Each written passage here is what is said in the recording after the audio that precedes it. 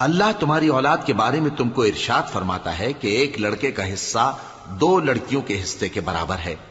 اور اگر اولاد میت صرف لڑکیاں ہی ہوں یعنی 2 یا 2 سے زیادہ تو کل ترکے میں ان کا 2/3 ہے، اور اگر صرف ایک لڑکی ہو تو اس کا نصف ہے،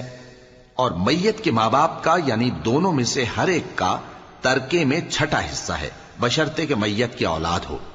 اور اگر اولاد نہ ہو اور صرف ماں باپ ہی اس کے وارث ہوں تو 1/3 ماں کا حصہ ہے، اور اگر میت کے بھائی بھی ہوں تو ماں کا 6واں حصہ ہوگا۔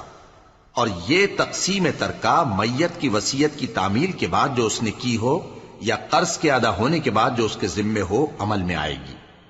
تم کو معلوم نہیں کہ تمہارے باپ دادوں اور بیٹوں اور پوتوں میں سے فائدے کے لحاظ سے کون تم سے زیادہ قریب ہے۔ یہ حصے اللہ کے مقرر کیے ہوئے ہیں اور اللہ سب کچھ جاننے والا